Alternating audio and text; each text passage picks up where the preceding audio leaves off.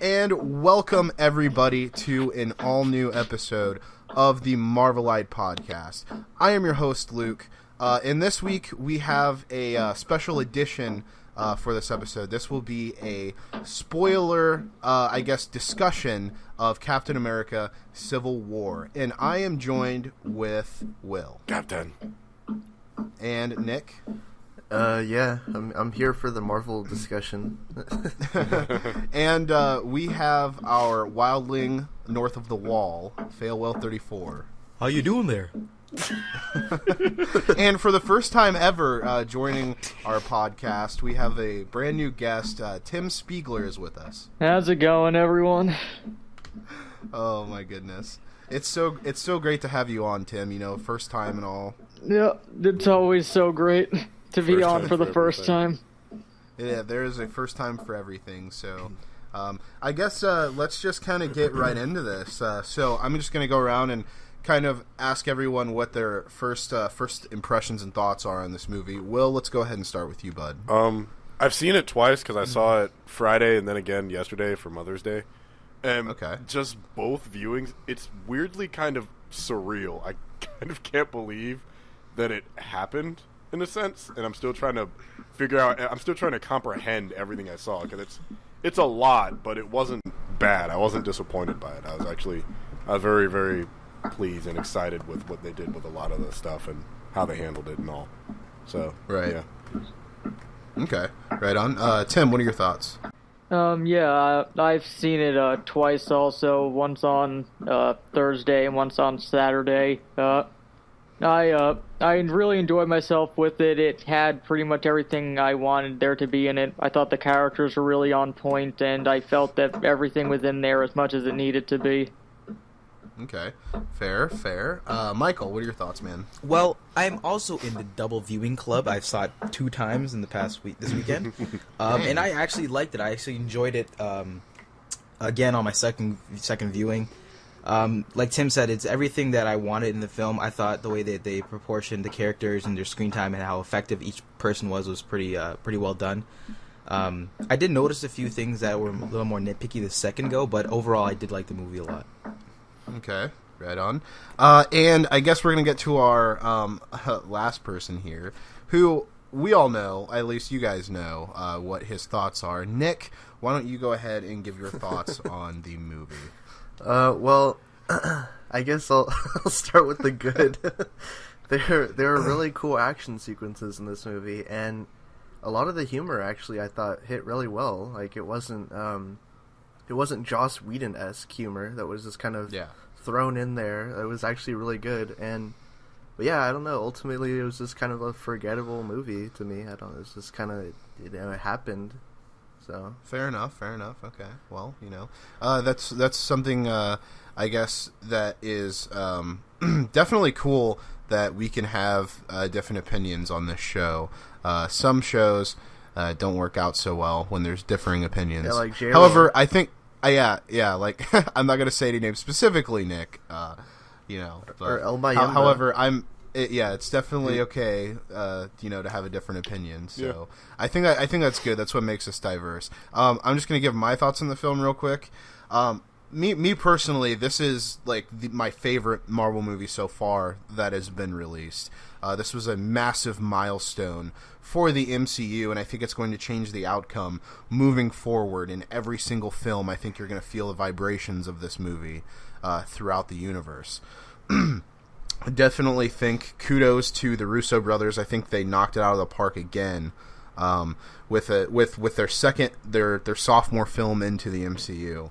And it gets me that much more hyped for Infinity War, which I guess we won't talk about in this video. We can talk about in later this week in the Marvelite. All right, we're on a slippery slope to a shit show. Let's not make it one. Yeah. But guys, thoughts on Black Panther? Oh, buddy. Yeah, I thought he was done pretty well throughout the movie. He had solid motivation. They did him a lot of justice in fight scenes, and I really liked his scene with Zemo at the end, especially the capping point where he stopped Zemo from shooting himself. Yeah.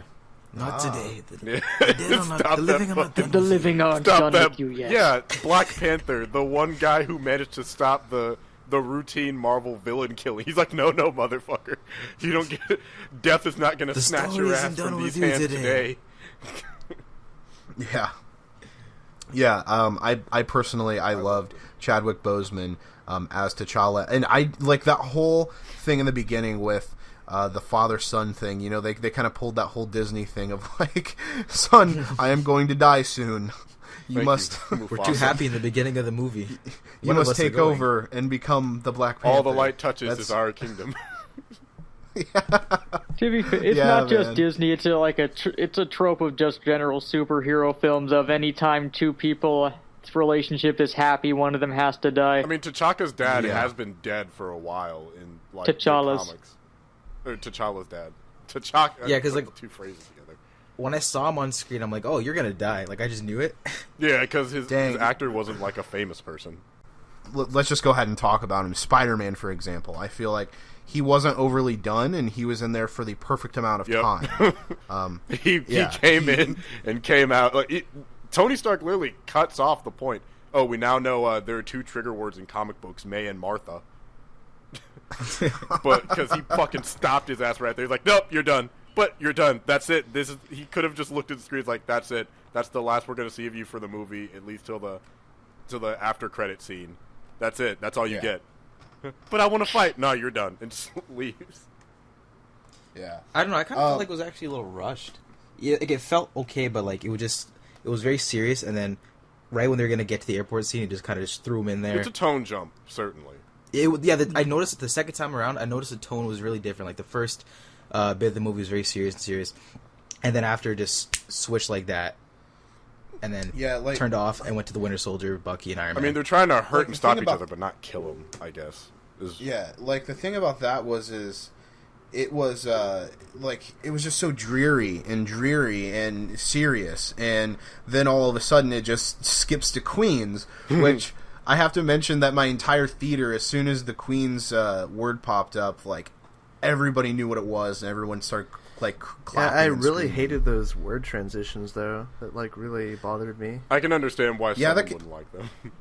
Yeah, they kind of bothered me too. I wish that they were smaller. I was okay with it. Because, man, Casey Neistat, dude. Yeah, I can understand. Stole straight from Casey Neistat, bro. I mean, he's not wrong. But yeah, so it kind of just transitioned from dreary to really super lighthearted and funny.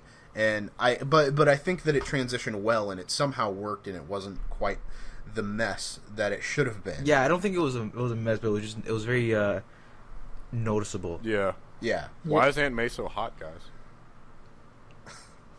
I don't know, Tim. Why is Aunt May so hot? How old's Uncle Ben? Why are you asking me? I don't know. You're supposed to have all the answers. I mean, Marissa Tomei, like, I remember I watched A Different World last summer. She was in the first season. I'm like, oh, then it was around the time it got announced that she was on. I'm like, now hold the fuck. She's gorgeous. Hold on a second. But it makes sense, kind of, because she's only like 50, 51. Meaning, you know, Pete's parents were probably in their 30s, like a kid that was born in like 2000. Yeah, because he's like 15, 16 and has had powers for a couple months. So people in their 30s having kids from So he's the product of 80s Yeah, he said babies. 6 months Almost, or 70s babies. What do you guys think about Peter living in an apartment complex? It's fine. You think he's gonna move into the house? Makes it easier for him to get into the city. I think that he's fine where he is. Like, it'd be cool if they did like the house that they usually had, but I think it works out well for how like their financial state is supposed to be usually in comics. I wouldn't be surprised if Tony gave him money and then they go into the house for the actual movie. I was about to say, can we talk about the fact that we called the scholarship thing way back when it first got announced, and we were talking about how they handled the web shooters and whatnot? We seem to be getting a lot of the predictions Which right. Is good for us, for our publicity and shit, but it's better than El Baby. Good old El Maybe. There Always Nick leading goes you again. to either the light or the darkness. You'll never know. Yeah, for me, Spider-Man was easily one of my favorite parts of the film. I feel like they got him right. Like, I had been waiting for this Spider-Man to be on film. And I remember going back in 2014 and watching The Amazing Spider-Man 2, and I felt like at the end of the movie I kind of just had to settle for it. And I'm like, oh, this is the Spider-Man we're going to be getting for a while, I guess. And that was a great Spidey film. He made jokes. No, it wasn't. It was great Spider-Man choreography with a cool-looking suit, but the film was shit. The plot was shit. The characters were shit. Dude, Electro was about amazing. that film was shit. It does suck that at the end he got killed by the Rhino, though. Yeah, shame. Rip in peace, Garfield Spider. Darn yeah, shame. Luke, I don't know if you saw my repost of something I said on Facebook from 2 years ago, where I'm like, just saw Spider-Man 2, one of my new favorite comic book films. Like, in hindsight, that's a very, very, I said it was a great film. Like, in hindsight, that's a very false statement. But the new Spider-Man, he's too good for me. Like, I feel like I didn't deserve this Spider-Man, because I love Garfield. And I'm looking at him, he got it perfectly. That's the problem. Come on, dude. Like, this Peter is so fucking broke. Yes. That he's got a fucking computer from, like, the 1980s. And he's a fucking dumpster diver. What better Peter Parker could you possibly get? And the ghetto suit, too. And he still has the cleverness to come up with his own webbing and his own web shooters. I mean, come on. He may have stole someone's DVD player. Yeah, he found this new DVD player, just passed my algebra test. But clothing thoughts on the film. Clothing thoughts. Yeah, man, I thought the clothing for the Avengers, I thought their outfits looked nice. Michael's fashion corner. I like the film. I mean, I did have some grabs with it. How did Cap get everyone out, by the way? He beat their asses into submission. He swam into the ocean and into the raft, beat up everyone in the control room, and then I guess just punched his way through all of the glass casing. Because he's Captain America. So did he have to dive underwater? I guess. And he didn't have his shield, by the way.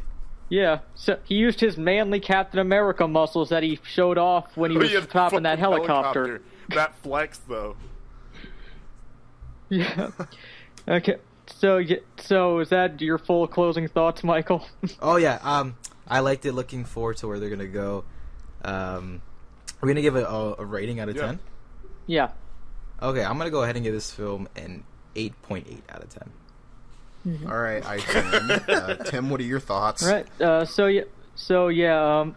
The movie definitely has flaws to it. I think pretty much all of them can be overlooked or rationalized if you're really looking to nitpick it that much. I can see where people would have problems with it. I personally didn't, and I give it an overall score of 8 out of 10. Okay. Will? I really enjoyed the film. A lot of it very much surprised and impressed me, and even though I do have like a couple of things that I can see as issues, and I can see a couple of things that people might be bothered with, so I was still very pleased. Hell, after my first viewing, my theater actually applauded, which I haven't seen since the first Avengers movie. So I was very satisfied with what I got, and still I might see it again because it's just I'm just trying to pick up everything that happened. It's so densely packed. But I'll give it a 9 out of 10. Okay. And Nick, what are your thoughts? I think my rating kind of dropped after the first time we talked about it, because I had actually talked about it more in depth with the guys at my comic shop on Free Comic Day, and they were making a lot of sense, so I don't know, I think I'm going to give it like a 5, and I think that's about right where I'm at. Okay. And I'm going to give my thoughts. Me personally, it did everything that it needed to do, in that I wanted it to do. So, all that being said, I'm going to give, me personally, I'm going to give it a 9 out of 10. Just because I loved it that much, and I think it's a fantastic film, and I couldn't recommend it more. That being said, guys, this has been the Captain America Civil War spoiler cast. And this is Luke signing off for everyone. We will catch you guys on the next Marvelite.